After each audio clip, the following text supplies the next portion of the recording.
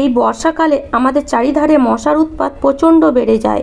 আর এই বর্ষাকালে যদি মশা আমাদেরকে কামড়ায়, আমাদের শরীরে ডেঙ্গু, ম্যালেরিয়া এই ধরনের জ্বর হয়। তাই এই মশার হাত থেকে বাঁচার জন্য আমরা কেমিক্যালযুক্ত ওষুধ মসকুইটো ব্যবহার করি। এতে মশা তো কিছুক্ষণের জন্য দূরে সরে যায় বা মরে যায় কিছু মশা, কিন্তু আমাদের শরীরেও কিন্তু বিশাল ক্ষতি করে এই কেমিক্যালযুক্ত ওষুধ। তো আজ আমি তোমাদের জন্য নিয়ে এসেছি মশা তাড়ানোর একদম ঘরোয়া পদ্ধতি, যেটা যদি তোমরা ইউজ করো 100% গ্যারান্টি দিয়ে বলতে পারি তোমাদের বাড়ি থেকে মশা যাবেই যাবে, একটাও মশা তোমরা বাড়িতে দেখতে পাবে না। তো তার জন্য এখানে তোমাদের কিছুই করতে হবে না, নিয়ে নিতে হবে নিম পাতা। এই যে নিম পাতা মশা তাড়ানোর জন্য কিন্তু খুবই একটা উপকারী ধরো গাছ। দেখবে আগেকার দিনে সন্ধেবেলায় এই নিম পাতার ধোঁয়া দেওয়া হতো মশা তাড়ানোর জন্য। তখন কিন্তু কোনো মসকুইটো বা কেমিক্যালযুক্ত ওষুধ ব্যবহার করা হতো না। এখন তো নানান ধরনের মশা তাড়ানোর ওষুধ বেরিয়েছে, আমাদের গায়ে মাখার জন্য বেরিয়েছে যাতে আমাদের গায়ে মশা না বসে। কিন্তু এতে কি আমাদের শরীরে কোনো ভালো হয়, বরং শরীরের ক্ষতি হয়। কিন্তু এই যদি নিম পাতা আমরা ব্যবহার করি তাহলে আমাদের শরীরের কোনো ক্ষতি হবে না, বরং শরীরের জন্য আমাদের নিম পাতা খুব ভালো। সেই জন্য কেমিক্যালযুক্ত কোনো ওষুধ ব্যবহার করার আগে একবার এই টিপসটি ব্যবহার করে দেখবে। 100% গ্যারান্টি দিয়ে বলছি বাড়ি থেকে মশা একদম চলে যাবে, একটাও মশা থাকবে না। রেগুলার যদি ব্যবহার করো বাড়িতে মশা তোমরা দেখতেই পাবে না, সেটা দিনেও হতে পারে রাতেও হতে পারে। তো তার জন্য এখানে খুব বেশি নিম পাতারও প্রয়োজন পড়বে না। এইভাবে নিয়ে নাও কিছুটা পরিমাণ নিম পাতা, আর নিম পাতার ডান্ডিগুলো বাদ দিয়ে দাও, শুধুমাত্র নিম পাতাটাই নিয়ে নাও। এই নিম পাতা কিন্তু মশা তাড়ানো নয়, আমাদের শরীরের জন্য অনেক কিন্তু উপকার। আমাদের শরীরে যদি কোথাও ঘা ফোড়া হয়, নিম পাতা দিয়ে যদি আমরা স্নান করি তাহলে সেই ঘা ফোড়াও কিন্তু ভালো হয়ে যায়। তো এইভাবে কিছুটা পরিমাণ নিম পাতা নিয়ে নিতে হবে। তো যদি বাড়িতে অ্যাভেলেবেল থাকে অবশ্যই নিও, আর না থাকলে নিম পাতা বাজারেও কিনতে পাওয়া যায়।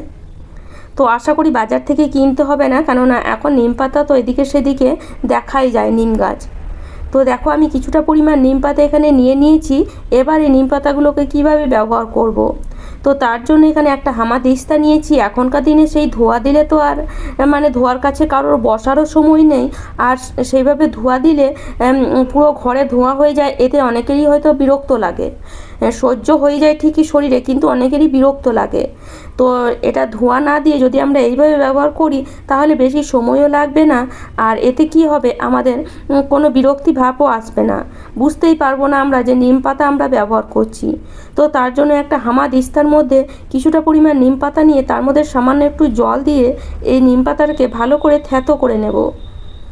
তো যদি এই সময়টাও না থাকে তোমাদের কাছে, তোমরা মিক্সিতে এটাকে পিষিয়ে নিতে পারো, পিষিয়ে নিলেও একই কাজ করবে। তো দেখো এখানে আমি কিছুক্ষণ ধরে এটাকে ভালো করে থ্যাতো করে নিয়েছি, আর মোটামুটি এটা থ্যাতো হয়ে গেছে। খুব বেশি মিহিন হবে না এইভাবে থ্যাতো করলে, তবে কাজ চলাবার মতন থ্যাতো হয়ে যাবে। তো এবার এখানে কিছু জিনিস অ্যাড করব। তো প্রথমে এখানে আমি দিয়ে দেব কিছুটা পরিমাণ এই যে মাচিসের যে কাঠিগুলো সেগুলো কোনো কাজে দেবে না, তবে যে বারুদটা আছে সেটা কিন্তু খুবই কাজে দেবে। এই বারুদটার গন্ধ কিন্তু মশার কখনোই সহ্য হয় না, সেই জন্য এই বারুদটা এখানে দরকার। তো নিম পাতার সাথে যদি আমরা আরও কিছু জিনিস মিশিয়ে দিই তাহলে কি হয়, তার পাওয়ারটা আরও বেড়ে যায়। এতে মশা কিন্তু খুব তাড়াতাড়ি আমাদের বাড়ি থেকে পালিয়ে যাবে। তো এবার কি করব, এটা ভালো করে থ্যাতো করে বাদুরটা নিম পাতার সঙ্গে মিশিয়ে নিয়েছি। এবার এর মধ্যে জল দিয়ে দিলাম। তো পুরো হামাদিস্তাটা ভর্তি করে আমি জল দিয়ে দিয়েছি। এটাকে ভালো মতন প্রথমে গুলে নেব, তারপরে এটাকে ছেঁকে নেব। তো এইভাবে ডাইরেক্ট আমরা ব্যবহার করতে পারি না, এতে কী হয় ঘর দুয়ারও নোংরা লাগে। তো সেই জন্য এটাকে আমরা কি করব, ছেঁকে নেব। তো এইভাবে একটা ছাঁকনির সাহায্যে ছেঁকে নিয়েছি। আর এই জলটা দেখো পুরো এখন সবুজ, দেখতেই পাচ্ছ জলটা একদম কড়া, একদম তিতোতে ভর্তি সেরকম একটা জল। তো এবার কি করব, এই জলের মধ্যে আরেকটা জিনিস মেশাবো, যাতে কিন্তু মশা কিন্তু বাড়ি থেকে দূর দূর করে পালিয়ে যাবে। এই নিম পাতার পাওয়ারটা কিন্তু আরও 3 গুণ বেড়ে যাবে। তো সেটা হলো কর্পূর।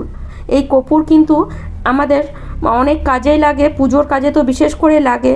আর এই কর্পূর যদি ঘরে দেখবে জ্বালানো হয় বা এদিকে সেদিকে কর্পূর যদি একটা কর্পূরের গন্ধ পাওয়া যায়, পুরো ঘরে কিন্তু পজিটিভ এনার্জি থাকে।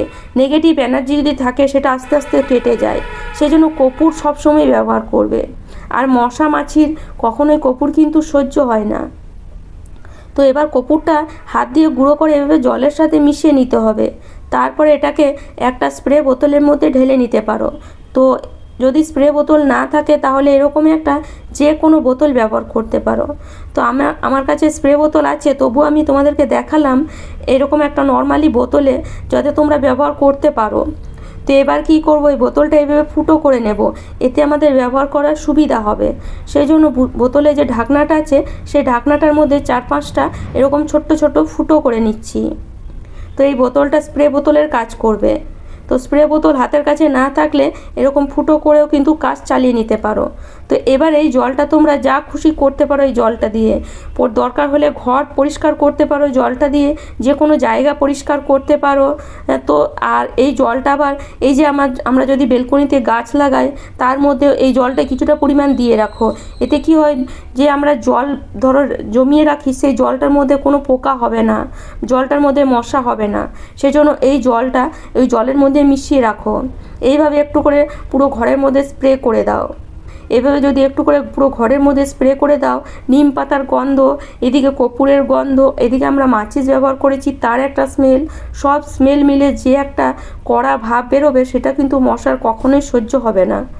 আবার এইভাবে এই বর্ষাকালে একটু বেসিনের মধ্যেও দিয়ে রাখতে পারো, এতে কিন্তু মাছি মশা যে কোনো পোকামাকড়ও কিন্তু হবে না। এই জলটা যদি সবসময় ব্যবহার করো দেখবে বাড়িতে পোকামাকড়ও কিন্তু কমে যাবে আস্তে আস্তে। তো এইভাবে খুব সহজেই কিন্তু একদম ঘরোয়া পদ্ধতিতে বিনা পয়সায় আমরা কিন্তু মশা মাছি যে কোনো পোকামাকড় এই বর্ষাকালে বাড়ি থেকে দূরে সরাতে পারি বা তাড়িয়ে ফেলতে পারি। তো আশা করি বন্ধুরা আজকের টিপসটি তোমাদের কাজে আসবে। আর আমার টিপস যদি তোমাদের এতটুকুও ভালো লেগে থাকে বা যদি মনে হয় হ্যাঁ এই টিপসগুলি কাজে আসছে, তাহলে অবশ্যই আমার চ্যানেলটিকে সাবস্ক্রাইব করে নিও এইরকম নিত্য নতুন টিপস দেখার জন্য। আর ভিডিওগুলি শেয়ার করো, হয়তো কাউরি কাজে চলে আসতে পারে। তাহলে চলো আজ এই পর্যন্ত।